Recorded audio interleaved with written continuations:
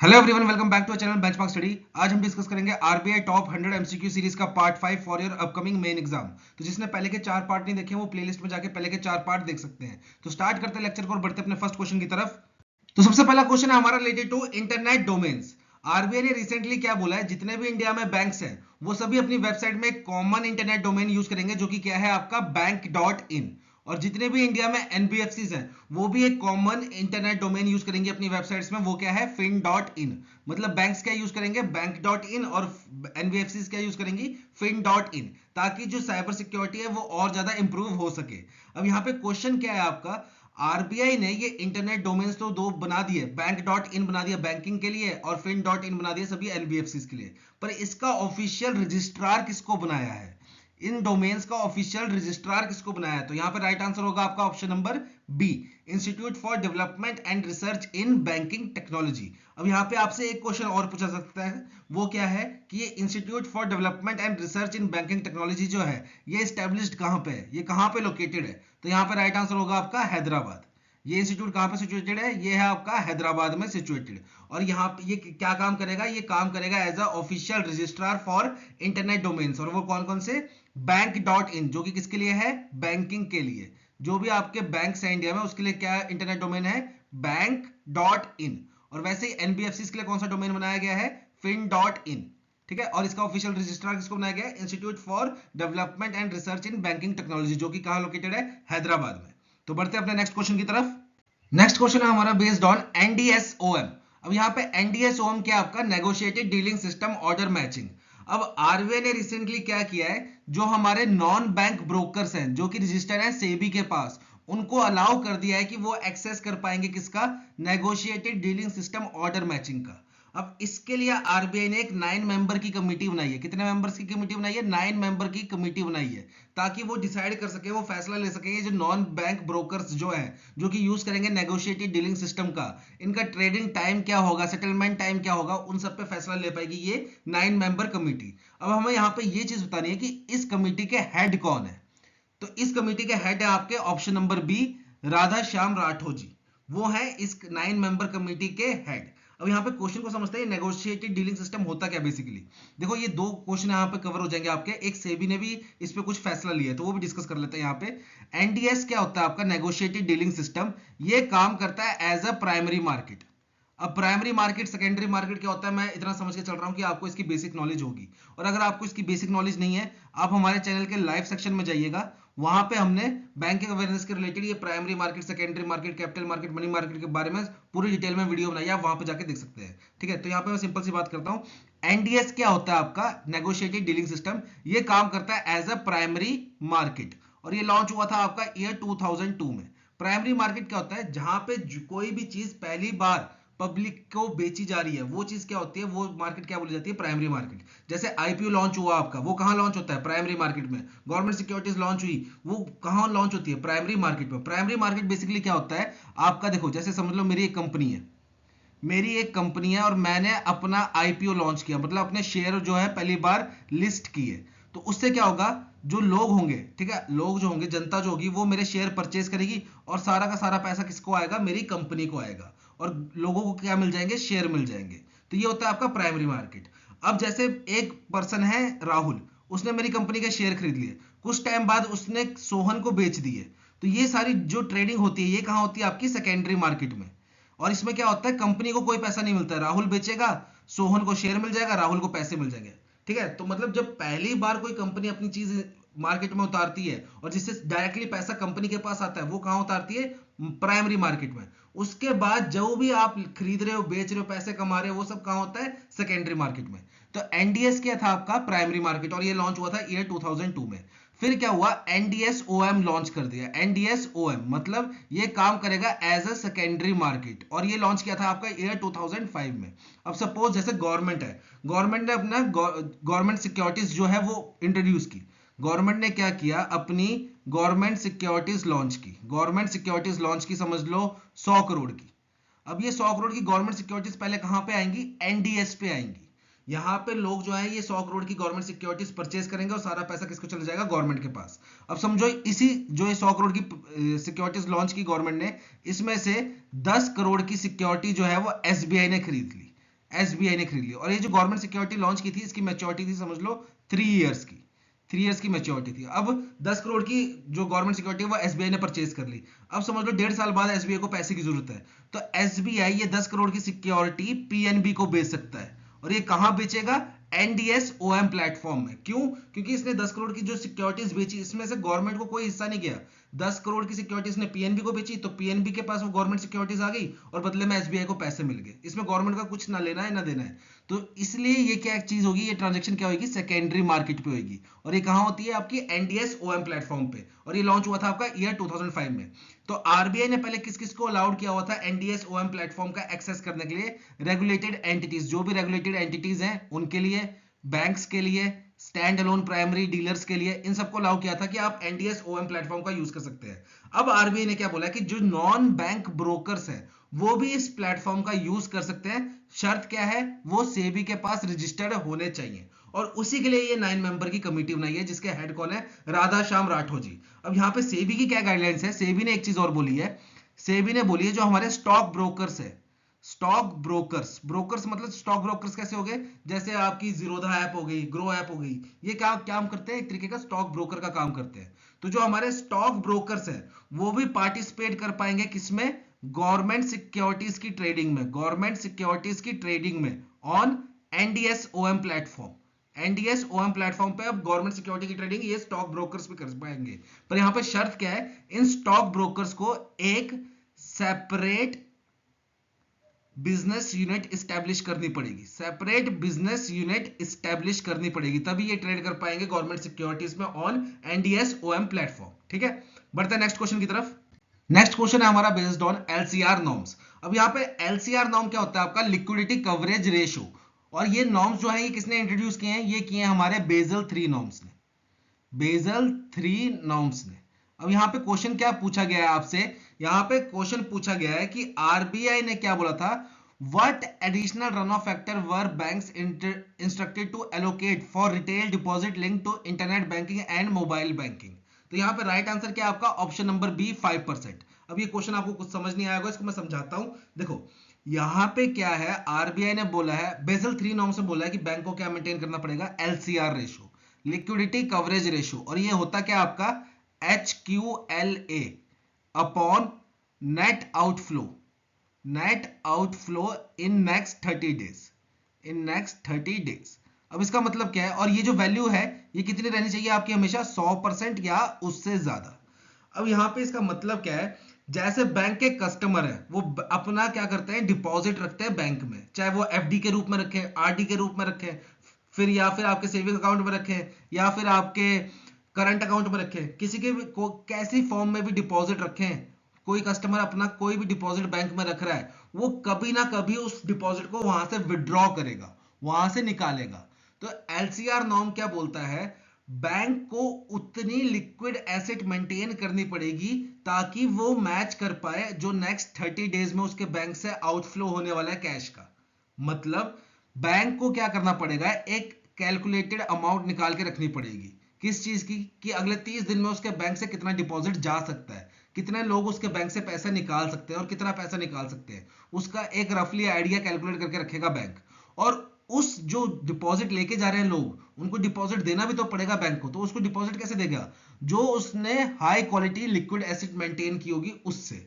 अब ये high quality liquid acid मतलब वो एसिड्स जो कि इजीली एंड बड़ी इजीली और बड़ी फास्ट तरीके से अपने आप को कन्वर्ट कर पाए कैश में। जैसे बेस्ट एग्जांपल क्या हो गया आपका? गोल्ड, गोल्ड हो गया, गवर्नमेंट सिक्योरिटीज हो गई, ये क्या है? बेस्ट एग्जांपल है हाई क्वालिटी लिक्विड एसिड्स का, जो कि इजीली कन्वर्ट हो जाती हैं किसकी में? कैश की फॉर्म में।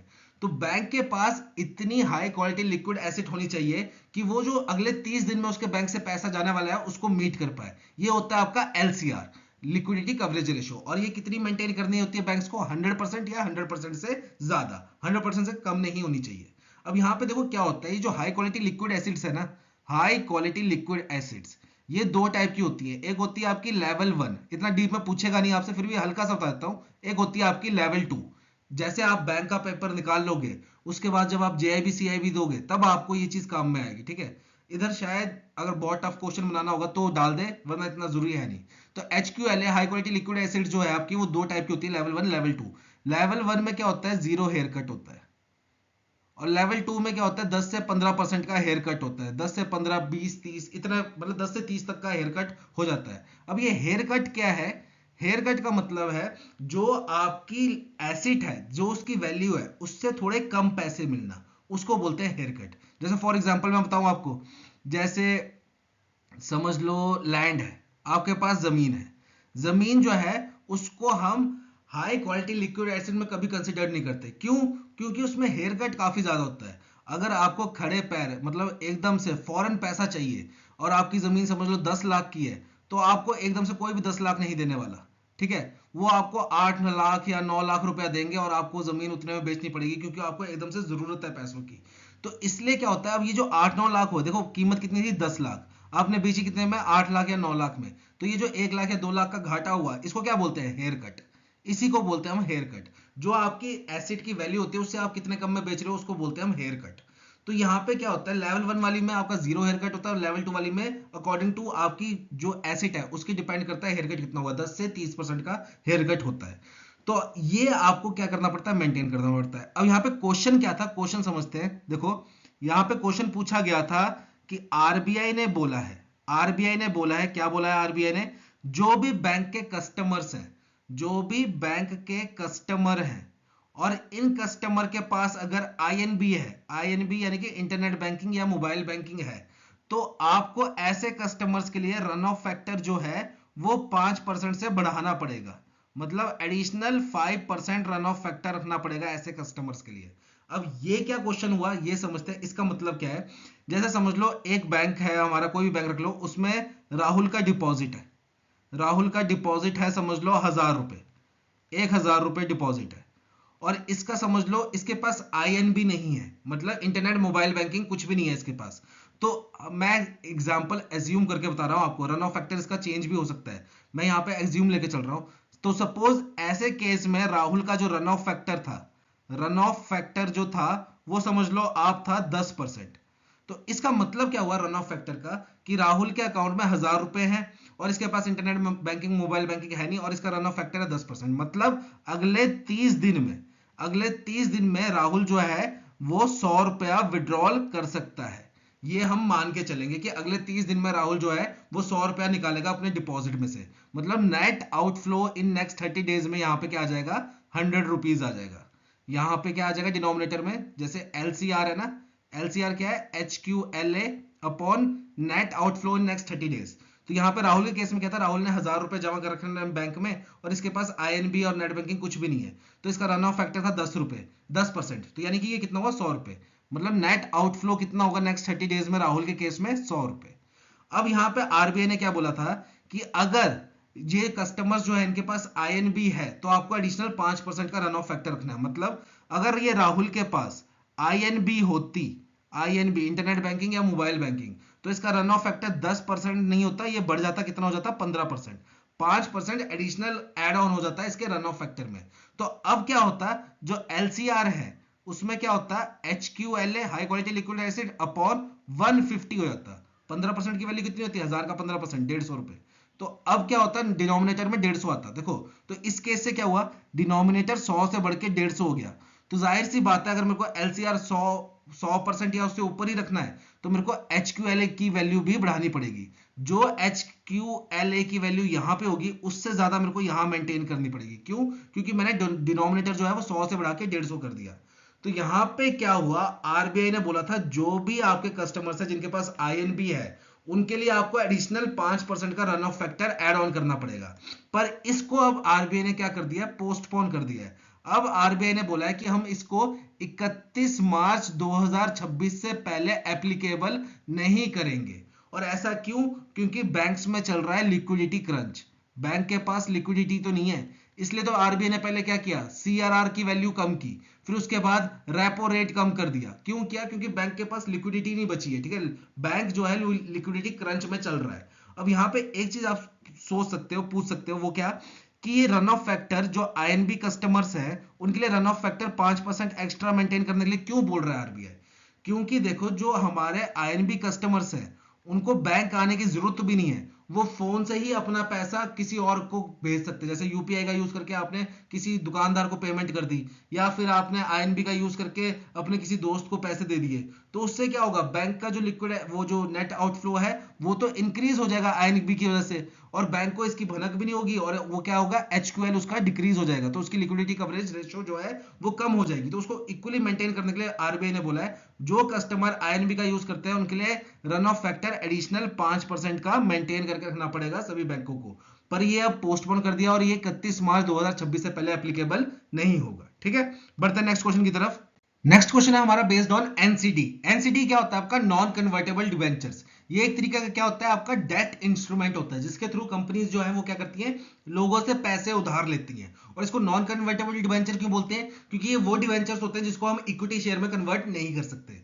अब यहाँ पे आरबीआई ने क्या बोला है कि जो हमारी हाउसिंग फाइनेंस कंपनी है, हाउसिंग फाइनेंस कंपनी है, और वो अगर कोई एनसीडी इशू कर रही है in private placement, private placement मतलब सभी जनता के लिए नहीं, कुछ चुनिंदा इन्वेस्टर्स के लिए अगर एनसीडी इशू कर रही है एक हाउसिंग फाइनेंस कंपनी, तो उस पर कौन से रेगुलेशंस फॉलो होंगे, उस पर रेगुलेशंस फॉलो होंगे एनबीएफसीज के।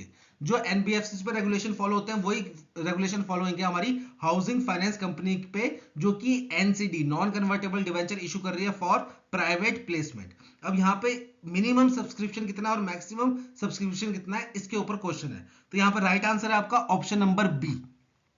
अब ये राइट आंसर कैसे है उसको थोड़ा सा एक्सप्लेन करता हूं। देखो, सपोज मैं एक इन्वेस्टर हूं और मैंने किसी हाउसिंग फाइनेंस कंपनी का एनसीडी परचेज करना है, नॉन कन्वर्टेबल डिवेंचर परचेज करना है, तो मेरी मिनिमम इन्वेस्टमेंट कितनी होगी, मिनिमम इन्वेस्टमेंट कितनी होगी, तो ये होगी आपकी ₹20,000। मिनिमम इन्वेस्टमेंट मेरे को 20,000 रुपए की करनी ही पड़ेगी अगर मेरे को किसी हाउसिंग फाइनेंस कंपनी का एनसीडी परचेज करना है इन प्राइवेट प्लेसमेंट। अब यहां पे आरबीआई ने और बोले ये एक बात क्या, कि अगर आप जो है वो लिमिट लगाते हो, लिमिट लगाते हो किस चीज की, कि एक इन्वेस्टर जो है, एक इन्वेस्टर जो है वो मैक्सिमम इन्वेस्टमेंट जो कर सकता है वो 1 करोड़ से कम की करेगा। 1 करोड़ से कम कितना भी हो, चाहे 99 लाख 98,000 हो जाए, 99 लाख 80,000 हो जाए, मतलब 1 करोड़ से अगर कम की इन्वेस्टमेंट कर रहा है तो क्राइटेरिया कुछ और होगा। और दूसरा क्या है, अगर एक इन्वेस्टर जो है वो 1 करोड़ या उससे ऊपर की इन्वेस्टमेंट कर रहा है, तो ये दो क्राइटेरिया बनाया है आरबीआई ने। एक तो हो गया मिनिमम इन्वेस्टमेंट का, मिनिमम इन्वेस्टमेंट कितने की होगी, 20,000 रुपए की। और फिर उसके बाद क्या बोला है आरबीआई ने, कि अगर एक इन्वेस्टर जो है वो मैक्सिमम इन्वेस्टमेंट कर रहा है एनसीडी में 1 करोड़ से कम की, मतलब उसकी मैक्सिमम इन्वेस्टमेंट जो है वो 99 लाख एंड कुछ भी थाउजेंड लगा लो, मतलब 1 करोड़ पूरा नहीं हो रहा है उसका इन्वेस्टमेंट। तो अगर आप ये क्राइटेरिया लगाते हो, या तो फिर एक इन्वेस्टर जो है वो मैक्सिमम जो अपनी इन्वेस्टमेंट कर रहा है वो 1 करोड़ या 1 करोड़ से ऊपर की कर रहा है। इन दोनों में डिफरेंस क्या है, अगर मैं करता हूं, अगर मैं एनसीडी इशू कर रहा हूं, नॉन कन्वर्टेबल डिवेंचर इशू कर रहा हूं, और मैं बोल रहा हूं कि एक इन्वेस्टर जो है वो मैक्सिमम इसमें 1 करोड़ से कम की इन्वेस्टमेंट ही कर पाएगा, मतलब मैं एक इन्वेस्टर को रोक रहा हूं 1 करोड़ इन्वेस्टमेंट करने से भी, मतलब वो 1 करोड़ भी इन्वेस्ट नहीं कर पाएगा, 1 करोड़ से कम ही करेगा, चाहे 99 लाख 99,000 कर दे, पर 1 करोड़ पूरा नहीं होने दे रहा उसका।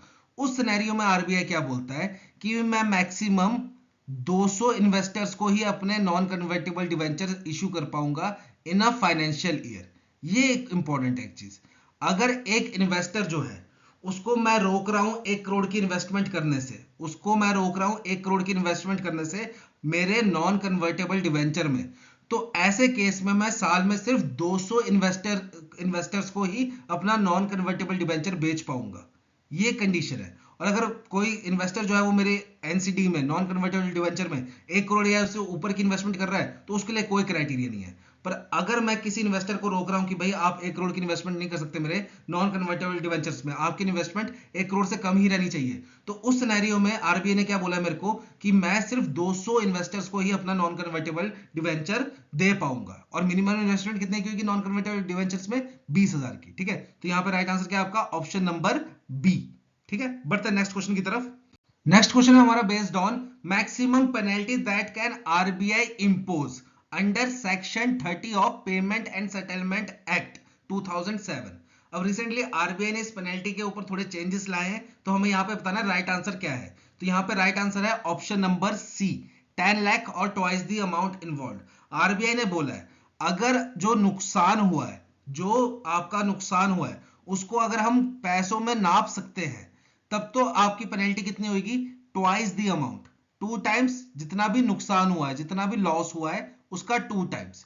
और अगर हम उस नुकसान को पैसों में नहीं नाप सकते कि रेपुटेशन लॉस हुआ है, मार्केटिंग लॉस हुआ है, जो भी लॉस हुआ है, मतलब अगर उस जो नुकसान हुआ है आपका, उसको उसकी वैल्यू नहीं निकाल सकते, हम उसको पैसों में नहीं नाप सकते, तो आप पे पेनल्टी कितने की लगेगी, 10 लाख की। और अगर हम उसको पैसों में नाप सकते हैं तो कितनी लगेगी, ट्वाइस, 2 टाइम्स जितना भी आपका नुकसान हुआ है पैसों में उसका। और इन दोनों में से जो भी वैल्यू ज्यादा होगी उतनी पेनल्टी लगेगी, विच एवर इज मोर। ठीक है, तो अगर हम पैसों में कैलकुलेट कर पाएंगे तब तो 2 टाइम्स, और पैसों में कैलकुलेट नहीं कर पाएंगे तो 10 लाख की पेनल्टी लगेगी under section 30 of payment settlement act 2007। ठीक है, बढ़ते हैं नेक्स्ट क्वेश्चन की तरफ। नेक्स्ट क्वेश्चन है हमारा बेस्ड ऑन आरआईए। आरआईए क्या होता है, हमारा रजिस्टर्ड इन्वेस्टमेंट एडवाइजर। और रिसेंटली क्या हुआ है, एक कंपनी को आरआईए लाइसेंस मिला है सेबी से। अब ये कंपनी कौन सी है, 1% क्लब, द 1% क्लब। और ये कंपनी क्यों फेमस है, मतलब इसकी बात क्यों हो रही है, क्योंकि ये इंडिया की पहली कंपनी बनी है जिसके सीईओ या जिसको हेड कौन कर रहा है, जिसका ओनर कौन है, एक फिनफ्लुएंसर। फिनफ्लुएंसर मतलब इन्फ्लुएंसर तो आप समझ ही रहे हो, जो यूट्यूब पे या इंस्टाग्राम के थ्रू आपको मतलब कुछ बातें बताते हैं, इन्फ्लुएंस करते हैं, जिनके बहुत ज्यादा फॉलोअर होते हैं, उनको बोलते हैं क्या, इन्फ्लुएंसर। तो फिनफ्लुएंसर क्या हुआ है, वो इन्फ्लुएंसर जो फाइनेंशियल कैटेगरी में डील करते हैं उनको बोलते हैं फिनफ्लुएंसर। तो ये द 1% क्लब जो है वो फर्स्ट इंडिया की कंपनी बनी है जिसका ओनर कौन है, एक फिनफ्लुएंसर। तो इसका नाम भी इंपॉर्टेंट है, वो क्या है आपका, शरण हेगड़े। शरण हेगड़े, ये नाम भी याद कर लेना, इस द 1% क्लब के ओनर का नाम शरण हेगड़े। और ये इंडिया का फर्स्ट फिनफ्लुएंसर बना है जिसकी कंपनी को लाइसेंस मिला है आरआईए का, रजिस्टर्ड इन्वेस्टमेंट एडवाइजर का लाइसेंस मिला है। अब यहाँ पे क्वेश्चन ये है कि अगर मेरी खुद की एक कंपनी है और मैं चाहता हूं कि मैं काम करूं as a registered investment adviser, और मेरे को इसका लाइसेंस लेना है, तो मेरे लिए मेरी कंपनी की मिनिमम नेटवर्थ कितनी होनी चाहिए, ये यहाँ पे ये क्वेश्चन है। ठीक है, तो यहाँ पे राइट आंसर होगा आपका option number D, 25 lakhs. Minimum net worth कितनी होनी चाहिए, 25 लाख की होनी चाहिए, ताकि मेरी कंपनी को क्या मिल पाए, एक आरआई का लाइसेंस मिल पाए सेबी से। ठीक है, तो यहाँ पे 3 चीजें याद कर लेना, एक कंपनी का नाम, एक शरण हेगड़े जो सीईओ है, और मिनिमम नेटवर्थ कितनी चाहिए। साथ ही साथ यहाँ पे सेबी ने एक और चीज की है, सेबी ने एक और चीज की है, एक आरपीटी पोर्टल भी लॉन्च किया है, आरपीटी पोर्टल भी लॉन्च किया है। तो यहाँ पे आपको मेरे को कमेंट सेक्शन में बताना है आरपीटी की फुल फॉर्म क्या है, आरपीटी की फुल फॉर्म क्या है, ये कमेंट सेक्शन में बताइएगा। ठीक है, बढ़ते हैं नेक्स्ट क्वेश्चन की तरफ। नेक्स्ट क्वेश्चन है हमारा बेस्ड ऑन एल्गो ट्रेडिंग। अब ये एल्गो ट्रेडिंग क्या है, तो देखो सेबी ने बोला है जो हमारे रिटेल इन्वेस्टर्स हैं, रिटेल इन्वेस्टर्स कौन से हो गए, जैसे आप मैं, जो कि नॉर्मल इन्वेस्टर्स हैं, जिनका मैक्सिमम कैप कितना होता है, 2 लाख रुपए का होता है, उनको क्या बोलते हैं, रिटेल इन्वेस्टर्स।